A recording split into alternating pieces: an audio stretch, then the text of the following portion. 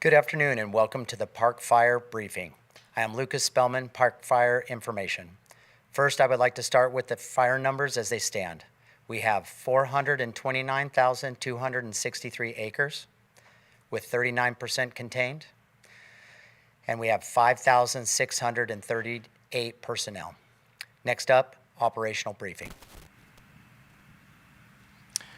Good afternoon, Matt Brown, Park Incident Operations. The fire continues to look really good. Starting down here in the lower section in North Chico, crews continue to mop up and hit all the hot spots in there and mitigate anything that they've got that could cause a problem down the line. Moving up Highway 99 through Vina, Las Molinas, and Dairyville, while there are less crews out there working, there are crews in the area. A lot of good work's been done out there, and they're just out there mopping up 300 feet plus in, hitting hot spots and other things that might cause concern later.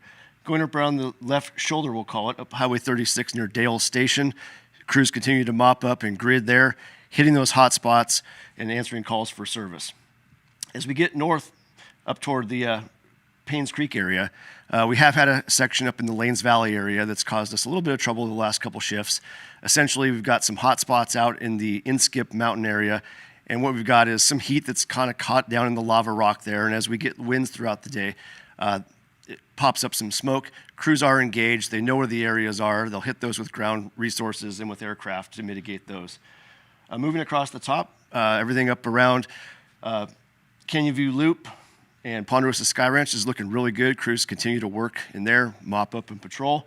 As we move across to Little Giant Mill, moving down toward the Mill Creek, lots of work's being done in there, reinforcing those containment lines, mopping up interior, and continuing to build that line in there. Moving back up toward the town of Mineral, that's probably where our highest concentration of resources are. That's looking really good through there. Continue to identify hot spots and build line all through the Mill Creek area and then back out to Highway 36. Up in the top right corner of the fire, up in the Childs Meadows area, we do have an area that's got some smokes in it at Doe Mountain. It's well within the control lines. We've been working out with ground resources as well as aircraft to put those hot spots out. Coming down the east side of the fire, things are looking really good all through the L line, down into the 32 corridor. Crews continue to work well interior there, putting out hot spots, controlling line, even pulling hose out in some areas. Coming down through the Butte Meadows Forest Ranch area, again, looks really good. Crews have been mopping up, gridding, answering calls for services to the folks that have been brought back into their homes. And then all the way back down into the Chico area, things are looking really good. Now we will hear updates from our local officials and our incident commander.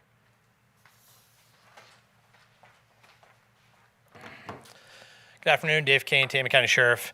I'd like to talk about just the great job that was done by fire crew on this. The weather patterns that have been cooperating over the last few days have allowed us to work together to reduce some orders to warnings.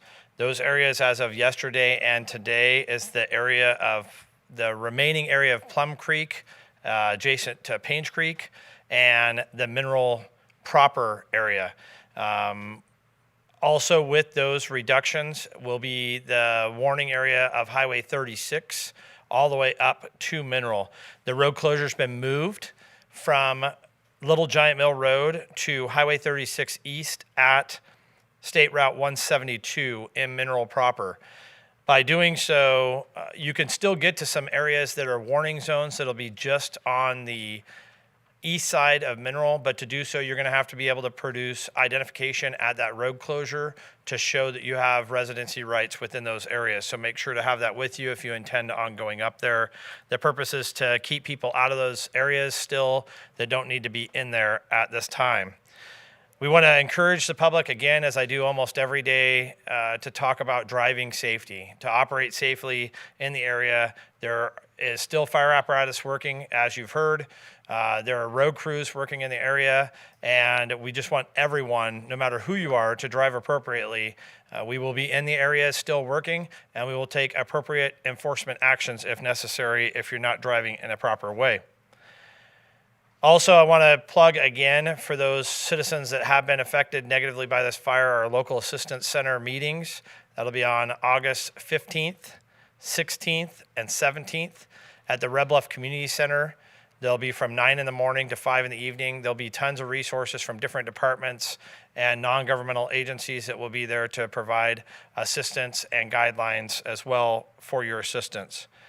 I'd also like to thank not just the firefighters for everything they've done to get us here, but our community. And I know I say that pretty regularly, but this time I'd like to thank our community for the outpouring of support that they've provided to our fire officials that have been here helping every day during this, as well as the outpouring of support that we've had for our agency.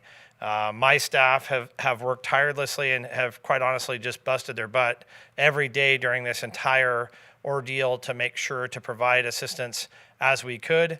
And that is something you don't get to see every day, but I do. I get to see how they operate every day and that they do that every day for you. And these type of incidences, they just come together more and more. So thank you for reaching out and thanking us, and we're happy to do what we do for you. Thanks.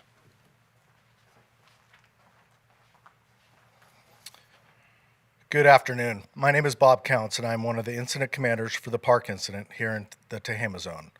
Our firefighters continue to make amazing progress in all areas of the incident. Despite the continued progress, we still have a few areas of concern, specifically in Mill Creek and surrounding areas that is within the fire footprint where hot spots and hazards trees still pose a significant safety hazard. We are focusing a large amount of resources throughout the next few days in that area to help mitigate that threat. As of this morning, over 5,600 firefighters are still assigned to the incident. That includes 128 hand crews, 407 fire engines, 108 bulldozers, 216 helicopters, 216 water tenders, and 18 helicopters. As repopulation continues in our communities, please remember that there may be areas of smoke and hot spots. We will continue to have resources spread throughout the fire area to assist our communities with any areas of concern. We are truly humbled by the amount of support our firefighters have received from the residents and communities of Butte and Tehama counties. Your support fuels our efforts on a daily basis, and for that we are grateful. Thank you.